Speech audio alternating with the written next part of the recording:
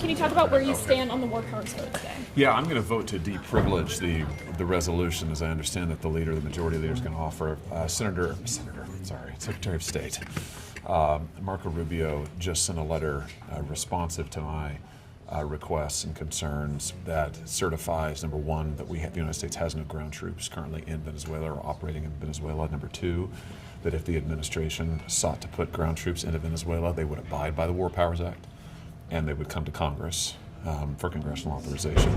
The Secretary also told me directly that the administration will not put ground troops into Venezuela. They do not seek to occupy Venezuela. But his commitment to abide by the War Powers notification procedures and also the Constitution is directly responsive to my concerns. So I'm inclined to take yes for an answer. Senator, the other day, yeah. We had Vice President Vance saying he thought that the War Powers Act was fake and unconstitutional. Now they're saying they're going to abide by the War Powers Act. No administration has ever recognized the War Powers Resolution. So why suddenly this shift that you're going to say, okay, we're okay with the War Powers Resolution, when they've argued, and previous administrations have argued, that that's unconstitutional? Well, you're asking why the Secretary of State is saying they'll follow it? Yes, when everybody has said that that's not constitutional. Well, the Vice President is on the record as saying it's not constitutional in his argument against needing congressional intervention. Well, first of all, it's the Secretary of State who says they will follow the War Powers notification procedures, number one. Number two, multiple administrations have followed the War Powers notification requirements, which say that if an administration puts troops into an area, they will notify Congress within a 30 or 40-day window. Number three, the particular resolution procedure that is at issue here is actually signed by President Reagan into law in 1983. The 1993 OLC opinion says that they believe it is constitutional. But for relevant purposes here, what Marco Rubio has said today in writing is that they will abide by War Powers notification procedures, as previous administrations have. But nonetheless, I think you're right, Chad. That's an important point, and I thank you for that, and I think it's significant. Listen, the administration, I would say, has been great to work with on this. I've had multiple very substantive discussions on this issue over the last 5 days.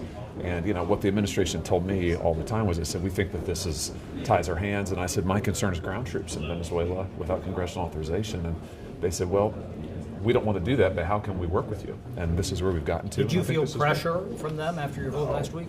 I didn't feel pressure, but I felt a lot of outreach on substance. And they said, the Secretary of State said to me, listen, he said, I can tell you we're not going to do ground troops, but what can we do to allay your concerns? And I said, well, you can follow the promise to follow the relevant statutes and the Constitution. And his commitments were terrific. And I just, again, they've been great to work with. I've talked to DOJ, I've talked to State Department, I've talked to the Secretary, I've talked to the President. So, this is good, and I think this is directly responsive to my concerns. I didn't write the resolution, obviously, but my concerns have been about ground troops. And I want to take yes for an answer here. Have you spoken to your Republican colleagues? Are they also going to switch their votes? I don't know the answer to that. I can't speak for anybody else. Even though we don't have troops on the ground in Venezuela, there was this parliamentary argument that, well, we could table this or make a point of order that we don't have troops there, therefore this resolution is not applicable here. Right. Having people in the theater, boats, ships, to potentially launch strikes, isn't that good enough from a war powers argument to say, okay, we have people there, maybe they are potentially engaged in hostilities? Well, what the Secretary said today in his letter is that there are no troops engaged in hostilities, Chad, in theater or in Venezuela. But we've been striking boats in the Caribbean since the 2nd of September. Well, I'm telling you what he's certifying in his letter.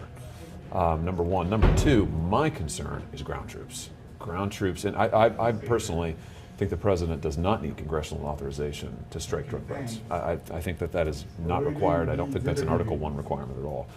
Ground troops conducting hostilities, I think, is a very different matter, and the Secretary has said something and certified something that is directly responsive to that, and which is terrific. Again, I thank him for working with me.